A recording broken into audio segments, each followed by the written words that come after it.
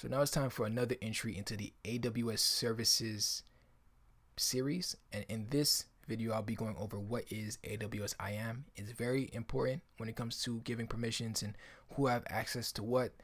So hopefully you guys stay tuned and enjoy that. The article version of this video will be in the description, so check that out as well. If you are more of a reader than a watcher, you can check that out. Hope you guys enjoy. What is AWS Identity and Access Management? IAM for short. AWS IAM is a web service that helps you securely control access to AWS resources, right? Because that's very important, right? AWS actually costs money, so you want to secure it and lock it down.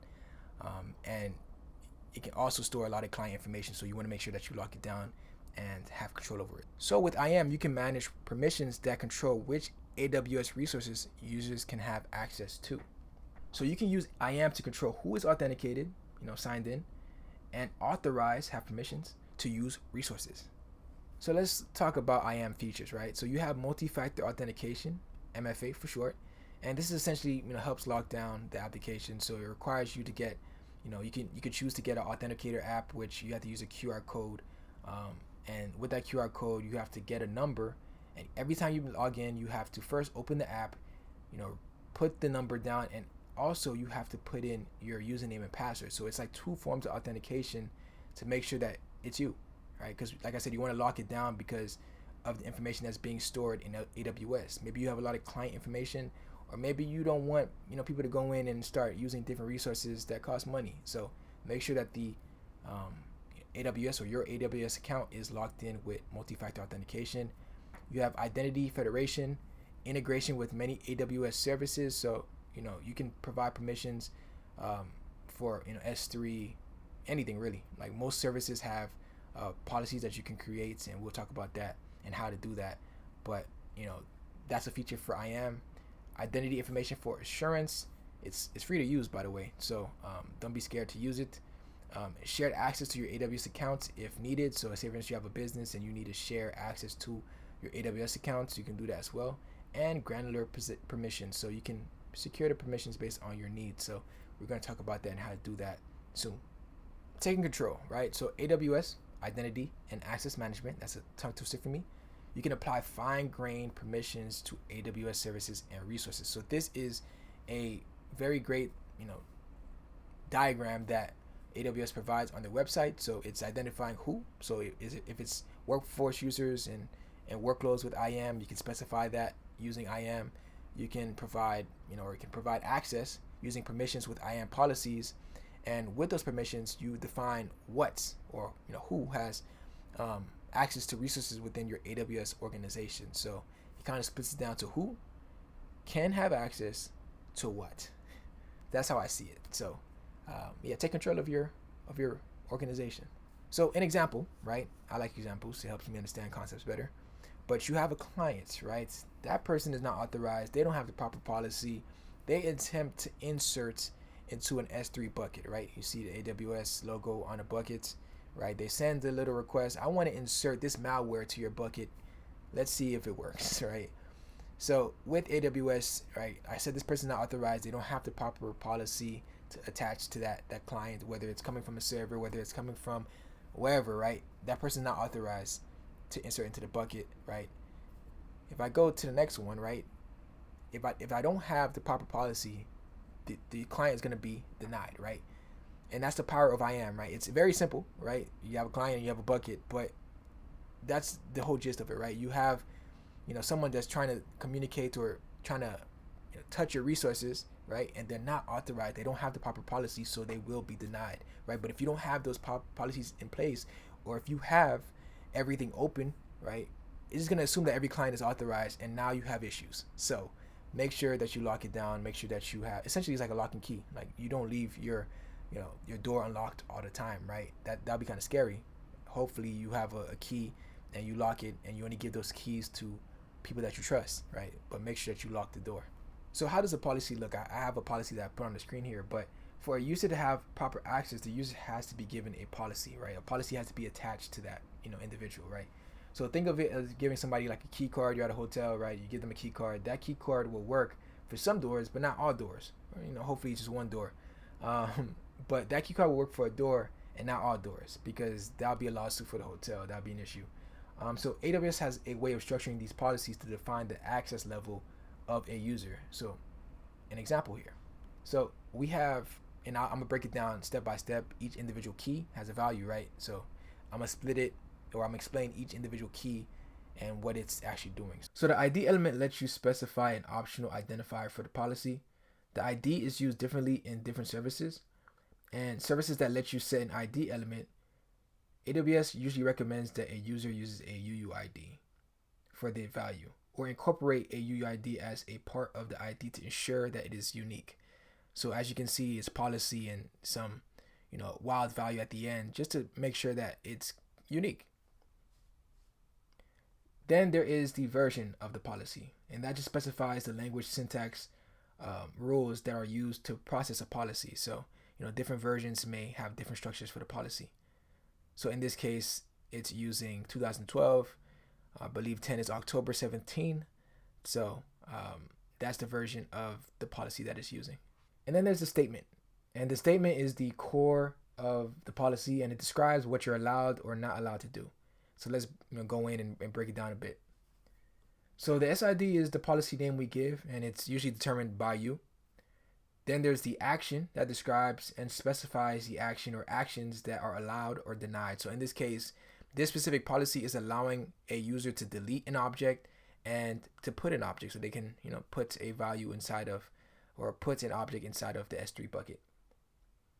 And then the effect, right? You can either allow somebody to delete or put, or you can deny a user of being able to delete or put an object. In this case, the effect is allow, right? We're allowing them to put and delete, but they're unable to read and do other actions, because we're only specifying the two things that we're allowing them to do. So you can either choose to let them do it by allowing them or denying it. It's only two values for this element. Then there's the resource element, which allows us to restrict the policy to a specific resource.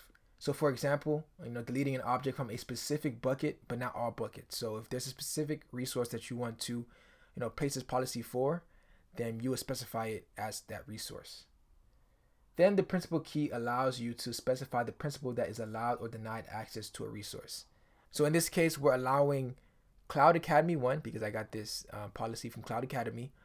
We're allowing them access to a resource. So you will specify the principal here. So I'll leave a link in the description so you can get more details about each element used in the policy. But this is a pretty great example of, setting actions based on a specific resource or a specific service. So in this case, it's S3. So yeah, if you have any questions, you can leave that in the comment section as well. All right, so how about accessing IAM? Well, IAM allows you to have an access key and a secret access keys. All right, these are secret codes that you use to interact with AWS. Usually, when you log in through the console, you don't need to worry about it, since AWS knows who signed in through the credentials used. But when you create an account, or someone creates an account for you, you get two alphanumeric strings. And those values are the access key and the secret access key. That will be used to identify you when you use AWS outside of the console. So be sure to store them in a secure place that only you have access to. So you have different ways of accessing AWS IAM, right? You can use the management console, which is just a browser-based interface used to manage IAM and AWS resources. That's what you usually use. So when you log into AWS, this is what you usually see, the console, and you can type in the search bar AWS IAM, and boom, you have access, right? But then, like I said, there are other ways of accessing it outside of the usual login approach. Another way that you can interact with AWS IAM is using the AWS SDK, which is a simple example of using the AWS SDK is by providing your access and secret key to the constructor of the language of your choice. So that can be Java, that can be Python, Ruby, whatever you choose. And now with the access key and the secret key, you can now create an instance, and it will see the permissions that account is associated with. So it will see whatever policy or whatever roles or whatever things that you have attached to that account, because that secret key and that access key shows who you are. It identifies who you are. The SDK provides a convenient way of creating pragmatic access to IAM and AWS. So you can use SDK to take care of tasks that you need without having to log in into the AWS Management Console. Then there is the AWS Command Line tool, which is the CLI. So the CLI will need information about you. So the access key and secret key is used here, and you would have to use a command called AWS Configure, which will ask for that information. But once you do set up your account using the CLI, then you can make changes using the CLI. There are different commands, which I'll leave a link in the description, that you can use to have access to IAM and create and retrieve policies associated to the user. So using the command line can be faster than conventionally using the console. So it's really based on comfort for you, but there are different options that you can use to access IAM. And you can even use, and I don't have it on the screen, but you can use API calls. So you can make programmatic calls to IAM using the HTTP request. So that's also an option. But you just also got to provide the credentials. So the key and the secret key is pretty important. The access key and the secret key is important. So make sure that you secure them, because you don't want random people who somehow got your keys to have access to your account, even though it's not actually you making those calls. So just some important concept and verbiage to know. So it's just 3 that I think you guys should know, and I already said it a couple times in this video, but there are resources, right? Resources are entities created in AWS. So that can be a bucket, that can be a function, that can be an object. These are resources or entities in AWS. Then there are actions, right? An action is a thing that a user attempts to perform on a particular resource. So an action, right? It's like a verb, but like it's an action that you attempt on doing on a resource. So that can be triggering a function, creating a bucket, changing a virtual instance. These are actions that a user can do. And why it's important with IAM is IAM will see if the person is authorized to perform an action depending on the policy attached to a user. So all of these go hand in hand. And policy is important because you want to make sure that the person that's attempting to do an action actually is authorized to do that specific action. So these are some verbiages that I use very often and that you should know.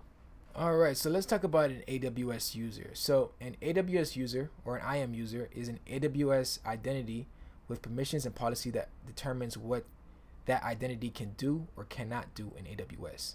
So an IAM user is identity with a long-term credentials that can be used to interact with AWS in an account. So this AWS user can even have their own login credentials if they want to log in, and just like you, just as the root user, you can give or create an IAM user which can identify a specific account associated to that organization. So an IAM user is an identity with a long-term credentials that can be used to interact with AWS. So the user can even go in and have their own login credentials, just like as a root user would. But an IAM user is an AWS account that has specific permissions for a single person or application. And a user does get credentials just like you would, like I just discussed. They get an access key and a secret key to identify who they are. But do know that they are limited to 2 access keys per identity, and there are a hard limit of 5,000 IAM users per AWS account. So you could create multiple users with different permissions, but just know that there's a hard limit of 5,000 IAM users per AWS account. So a root user, like the person who actually created the original AWS account, or IAM admin, can create a IAM user on the IAM dashboard or using the CLI, and you have to provide the AWS user password and account number. So that is AWS user. If you know someone's going to be working with you, or if you just want to create another user with different permissions, that can be done, right? And it's usually for long-term usage. So that is an AWS IAM user. And then there is the AWS group, which an IAM user group is a collection of IAM users, right? User groups let you specify permissions for multiple users, which can make it easier to manage permissions for those users. So just like I show on this little diagram on the right, we have the parent of accounts, but then we make separate groups. We may have a group of admins, we have a group of developers, we have a group of testers, and each group has different permissions. We don't have to go in and make specific permissions for Bob, Susan, Brad, Jim. We can just have a group that has a permission associated to that group, and once we place a user within that group, those permissions are associated to the users within the group. So it just makes it easier to first organize users, because now we know who are the admins, who are the developers, and who's the testers. But it also makes it easier to manage permissions for a series of users instead of having to uniquely make permissions per user. So it saves a lot of time, and it makes it more organized. And it's not just admin, developers, and testers. You can have managers, you can have employees, it's just different verbiages. You can use whatever naming convention you want, but just know that you can have a group with permissions associated to different users. We have a group that provides a way of providing permissions to a unified body, right? Each user in that group will be given the same permission. So now we have the AWS IAM role, which is an identity that you can create that has specific permissions with credentials that are valid for a short duration of time. I know we talked about users that are great for a long period of time, but roles are good for a short period of time. And roles can be assumed by entities that you trust. Instead of being uniquely associated to one person, a role can be intended for anyone who needs it, really. So a role does not have standard long-term credentials, such as a password or access keys, like a user would, but anyone can assume a role. It just provides temporary security credentials for a role's session.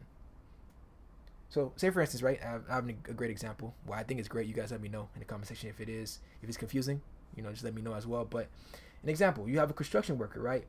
And if you're on a site, you receive a hard hat, right? Because when you're on the site, we got to make sure that safety is first. You receive a hard hat, right? And while you have that hard hat, you assume the role as a construction worker, or maybe even someone that goes in to inspect the construction site, right? But it shows that you're associated to the construction site. You're associated to the construction company that's building the building. But once you take off that hard hat, once you're off the site, right, you assume the role as a civilian, right? You're now just like anyone else passing on the sidewalk, right? You're not on the construction site, so currently you're not working. So you do not have the same permission as someone who's working on the construction site as you would as someone as a civilian. Civilians should not be on the construction site. They should be civilians outside of the construction site, right? They have different permissions. So it's the same thing in this case. You can assume a role to do specific things, but once that role is taken off of you, there are certain things that you cannot do, right? You go from being a construction worker or an inspector to just a civilian. So roles just provide temporary permissions specified by the policies attached to that role. Let's talk about the best practices for IAM. So I always talk about protecting your keys and all that, but protecting your root account, like the main account, is very important, because if a user possesses your root account, they have all the power. They can create policies, they can delete policies, they can associate or make somebody else an admin. So like these are things that should be protected. So protect your root account, create or enable multi-factor authentication for your root account to make sure that you have multiple layers of security. Just make sure that everything is safe. So and safeguard your root user credentials. So like you receive a key, your secret key and a access key. So make sure that you securely store your credentials and don't use them for everyday tasks. So I know a good convention is AWS recommends not using your root account. Create a user with the permissions that you need and log in using that user, and that can be done, right? You can assign a user to yourself, right? But just make sure you use that account instead of your root user because of security. Then there is the use effect. We talked about this when we discussed the policy.